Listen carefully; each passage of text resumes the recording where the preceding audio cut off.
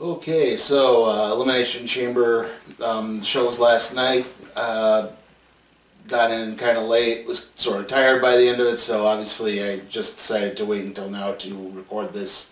That's why this is coming up in the afternoon rather than in the morning. Anyway, we've got a lot of stuff to cover. I'll touch on a little bit of it when we get to the show proper, but first I want to talk about the Kickoff show match, which was the Cruiserweight Championship match. Buddy Murphy versus Akira Tozawa. A lot of high-impact moves. I actually had to watch this on my phone because I was trying to watch the last laps of the Daytona 500 and failed at that because it was delayed so long that by the time they started racing again, the show had started, and then they got delayed again for another hour and a half. So, yeah, anyway, early on, like I said, a lot of impact moves. Probably the big highlight early on was Murphy countering a suicide dive into a brainbuster on the outside of the ring. Twice, Tozawa hit his senton finisher, once with Murphy draped through the ropes, and once after he had countered Murphy's turnbuckle super kick move. After that, Tozawa, like I said, both times though, Murphy kicked out of the senton. Match ended with Murphy landing the big jumping knee, going for a pin. Tozawa fighting out of that and basically snookering him into an octopus stretch, but then Murphy fighting out of the submission hold and hitting the Murphy's Law for the 3 count and the win. Really darn good match. Could have easily had it on the show proper and just not had a Kickoff show match. I mean, it's not like the thing was that much longer anyway, so... but like I said, really enjoyable. Kind of wish that hopefully Cruiserweights start getting more main show attention here soon, not just Kickoff show matches. Okay, as we move into the show proper, we now have to address the gigantic elephants that came out this last weekend. So in a very weird circumstance, Naomi and her husband, Jimmy Uso, I believe it's Trinity and... is it Jonathan? Yeah, I guess that's the Fatu. Those are their real names. They had an incident where they were pulled over for going the wrong way down a one-way street, and something had Jimmy Uso acted a little out of character. Yeah, started resisting arrest and then got arrested, basically. Or disorderly conduct, basically got into an altercation with the police. And this has sparked a set of rumors that they're trying to get out of their contract so they can go to All Elite Wrestling. We'll talk about All Elite Wrestling in a later video at some point, but don't really know what to make of that. I mean, it's once you get beyond the incident, anything is really speculation, so... I don't really know. And given what happens next, what happened to the show, I'm not entirely sure if any of that has any validity to it. But the other thing to come out this weekend is Corey Graves' wife had an Instagram post basically openly alleging that Corey has been sleeping with Carmella, engaging in an extramarital affair. Again, don't really want to get into that stuff because his denial process and response has been really disturbingly crass for this.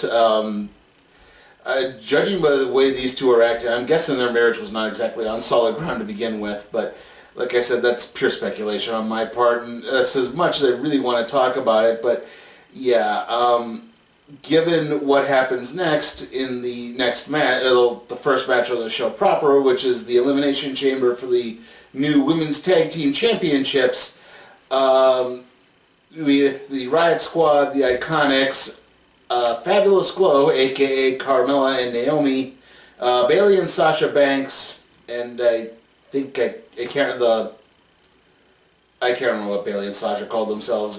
Nia Jackson, Tamina Snuka, a.k.a. the Samoan Slaughterhouse, and Mandy Rose and Sonya Deville, Fire and Desire. So, yeah, anyway, the match itself we'll get to, but again, it's when you have a guy who's currently being accused of cheating on his wife openly ogling several women in the ring.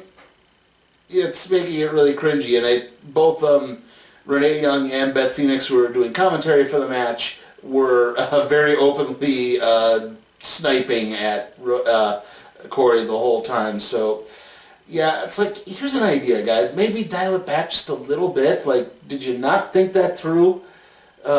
Anyway, the teams that opened up were Bayley and Sasha and Mandy Rose and Sonya Deville.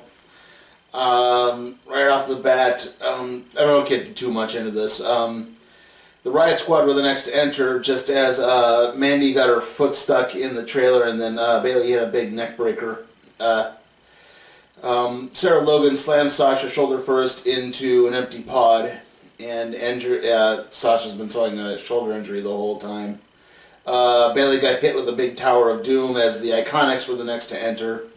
Immediately they tried to pin everyone, and they got kicked out and were getting increasingly frustrated.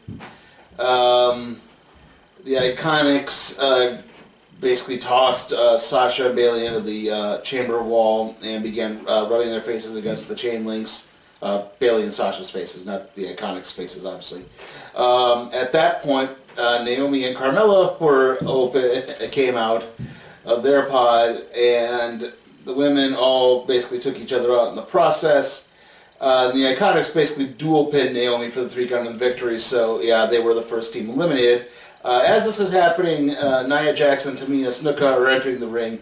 The Iconics basically convinced everyone else to attack, that we say we need to gang up on Nia and Tamina, and it really doesn't work, and the Iconics immediately tried to hide in one of the pods.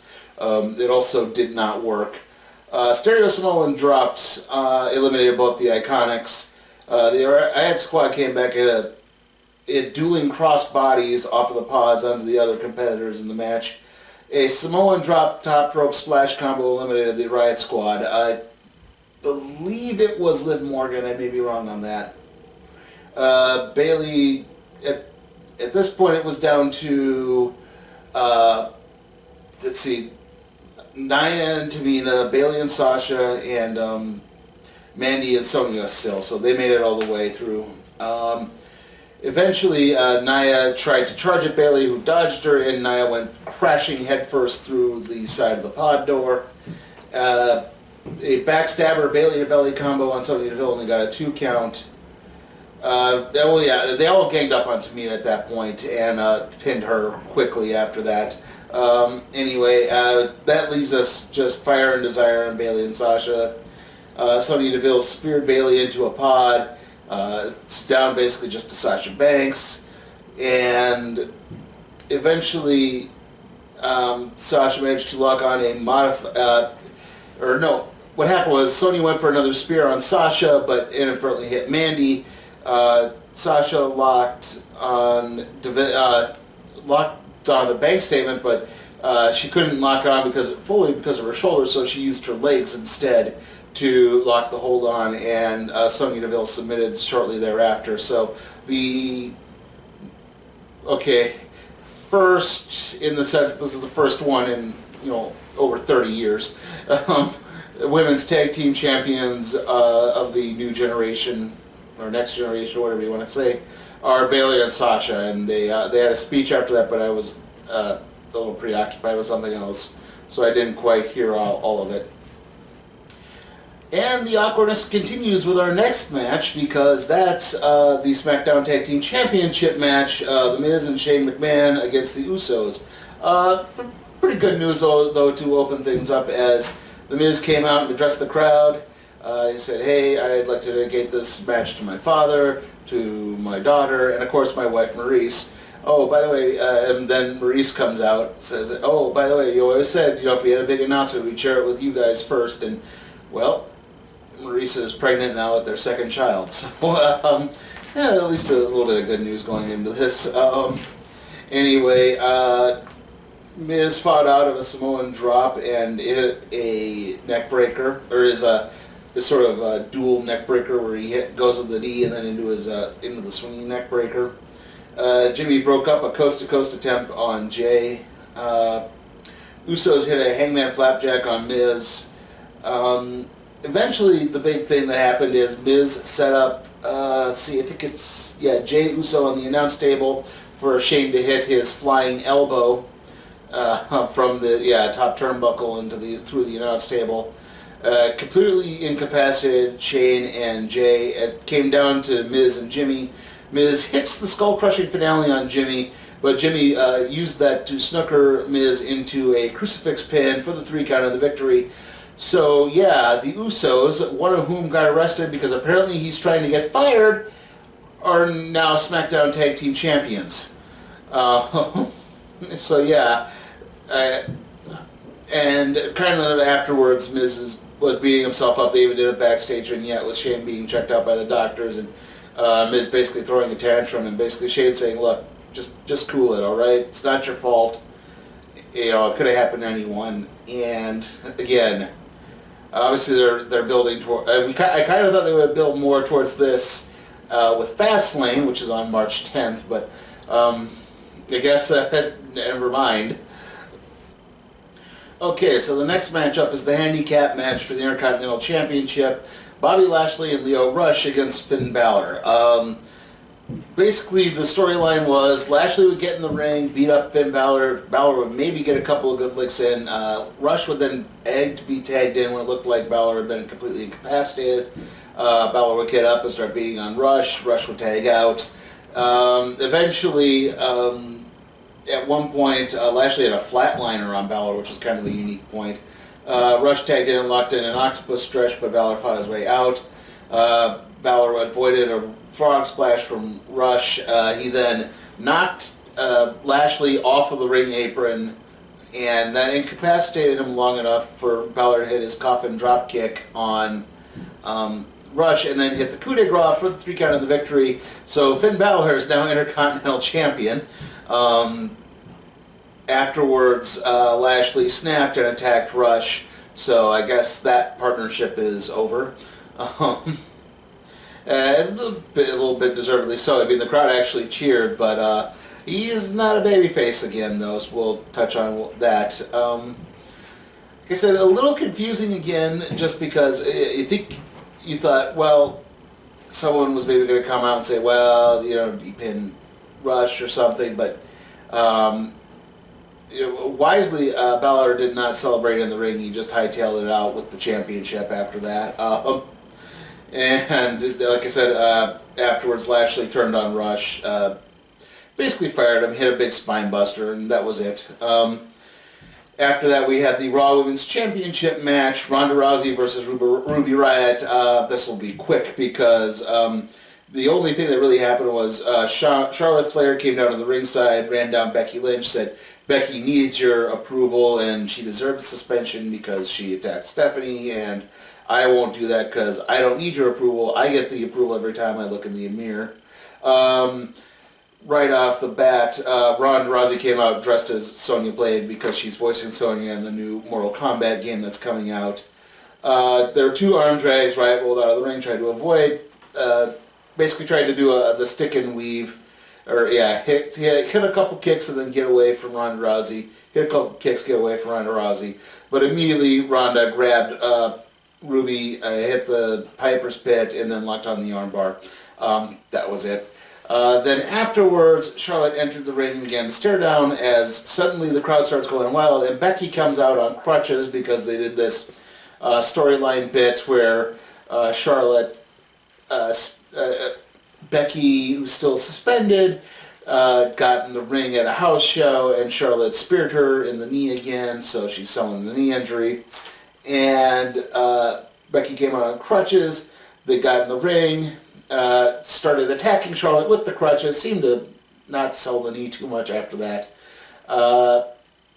Ronda just stood there, and then, Ronda picked up the other crutch and said, hey, could I get a few licks in? Becky said, yeah, have your chance. And then Becky attacked Ronda, and then that's when the security came down to break it up.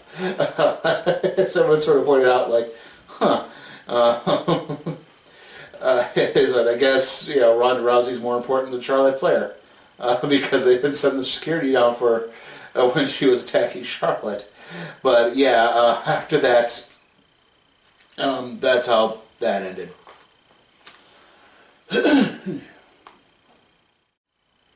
Okay, and this was the really funny thing that happened after all of that, because as that ring was being cleared, the music for Baron Corbin hits, because it's time for the next match, the no disqualification match between Baron Corbin and Braun Strowman. Strowman basically did everything early on. I mean, Corbin tried to get the jump on him, but didn't work. Tried grabbing a kendo stick and whipping. First he hit Strowman with it, and then he mounted it up in the Corbin mounted it up in the corner and tried to Irish whip Strowman into it, but Strowman blocked him and said, "I don't need a kendo stick to kick your ass," and started tossing him around. Corbin came back and did manage to land the ring steps on, or at one point he threw the timekeeper's chair at Strowman, and Strowman just batted it away. Yeah, exactly. It's like, it was thrown in the matter of, if you remember Austin Powers, the one henchman who throws his shoe. Yeah, who throws a chair? Really? Anyway, eventually Corbin did manage to whip Braun into the ring steps. He got on a table, or no, Braun got on a table and power slammed Corbin through it, but it's that point that Drew McIntyre's music hits. Drew starts slowly making his way down to the ring with a chair. And then right behind him, Bobby Lashley got in the ring and hit Strowman with a chair. And that got, so yeah, they all three bad guys start attacking Strowman. They take the ring steps, they mount the ring steps up in the ring, they mounted 2 tables in the ring, and then triple power bomb Strowman on through those tables so that Corbin could get the 3 count in the victory. Baron Corbin wins. They used the Shield's finisher. I wonder where exactly they're going to, I mean, is this a long haul faction now? Don't really know what to make of this. I mean, not entirely surprised that Corbin won this, because given that, you know, this screamed 50-50 booking, some of the shenanigans that have been going on, that, yeah, you figure that Corbin might be due for a sneaky, cheap win. So at least I think it did a good job of telling a story, better than anything else, really. They didn't do any of like the vignettes and stuff, so they played a vignette during the kickoff show, but obviously I had the sound off, so I didn't really know what was going on there. And then Lacey Evans came out. That was all. And that leads us into our main event for the evening, the Elimination Chamber match for the WWE Championship. Daniel Bryan against Kofi Kingston, against Samoa Joe, against Jeff Hardy, against Randy Orton, against AJ Styles. Bryan and Joe were the first 2 in. When Bryan came down to the ring, Eric Rowan was with them, but Rowan was immediately sent to the back despite everyone's objections. Well, despite his and Bryan's objections, to be more precise. Right off the bat, Bryan tried to avoid Joe as best he could. He tried to land a kick, but Joe no-sold it and proceeded to land several kicks of his own. They fought on basically the wall of the chamber for a little bit, and as that happened, Kofi Kingston was next to enter. Kofi came in and hit a frog splash on Joe. Bryan came in and hit a knee drop on Kofi, and Bryan then tried to climb to the top of his pod to avoid the fight. Eventually, Kofi did kind of a catapult up onto the top of the pod and fought with Bryan a little bit. Kofi did a trust fall to both Bryan and Joe. It's that point that AJ Styles entered. AJ Styles hit a death drop DDT and a regular DDT on Kofi and Daniel Bryan. Styles hit the phenomenal forearm on Bryan against the pod wall, the chamber wall, I mean. And Kofi fought out of a rear naked choke, and Styles hit Joe with the phenomenal forearm for the 3 count and the victory. Basically to eliminate Joe, not really a victory. At that point, Jeff Hardy entered. Hardy and Styles were doing something where they're trying to mount on the turnbuckle, and they fell off. And I don't think it was not scripted, because they fell out. They really hurt themselves. But Hardy got up, draped Styles over the turnbuckle, and then did his swanton off the chamber pod and onto Styles there. But really, that took more out of Bryan, because Jeff Hardy got hit by a flying knee from Daniel Bryan to be eliminated. It's at that point that Randy Orton entered the match. Styles hit Kofi with an STO backbreaker as this was happening. Styles went for the phenomenal forearm. Orton grabbed him and hit an RKO off the top rope. So Styles was eliminated at that point. And that leaves Orton, Bryan, and Kofi. Orton hit his Hangman DDT on Kofi, sorry. Kofi came back, hit the Trouble in Paradise on Orton for the 3 count and the victory. That just leaves Kofi and Daniel Bryan left. Kofi went for the Trouble in Paradise again. Bryan dodged it and hit a flying knee, but only for a 2 count. Let's see, did it. Kofi tried the SOS, only got a 2 count. At that point, Bryan hit a series of flying knees. Kofi countered one with the Trouble in Paradise, only got a 2 count on it. They fought for more. They fought a bit more. They got on top of one of the chamber pods. Kofi managed to knock Bryan down to the ring below. Went for the frog splash, but Bryan avoided it. Hit the flying knee. Got the 3 count and the victory. Kofi was the real trooper in this match.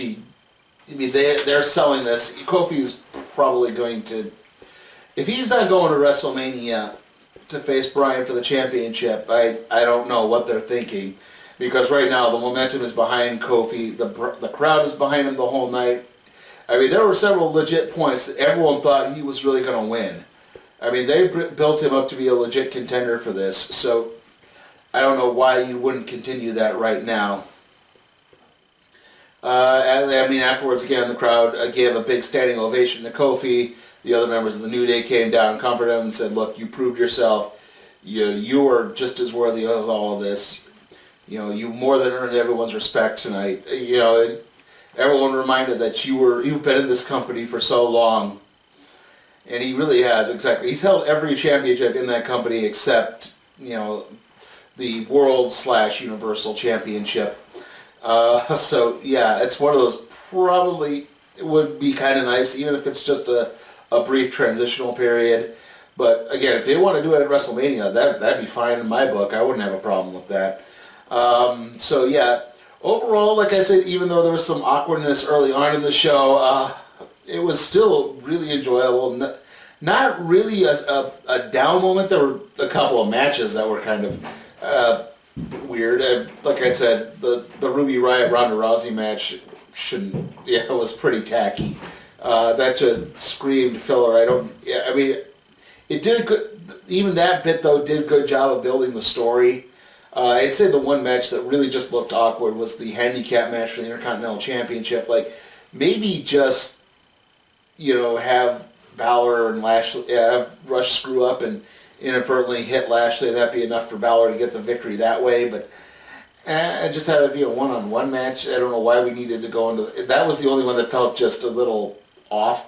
Like, even the tag team match, the Shane McMahon and the Usos, like, that did a good job of telling a story too. Like, they're obviously planting the seeds for the Miz Shane match at WrestleMania, but that still excited. Like, that was still pretty enjoyable. Even like the squash match with Ronda Rousey and Ruby Riott built a story for, again, Mania. Although they seem to keep forgetting that they have another show in Fastlane in between this, but anyway, yeah. So overall, I'm probably going to give this show an A. I mean, there was not really a down moment though. Like, there were problems I had, but other than that, this show was almost perfect, really. So yeah, this does grant the A rating. Okay, so the next video up is going to be the review of How to Train Your Dragon: The Hidden World. Not going to be another movie review after that, because for at least a couple weeks, because there's no movies really coming out. The only one that's coming out is the Medea movie, and it's a Medea movie. And then the Surrogates random trade review, which I'm in the early scripting stages on. See you all next time.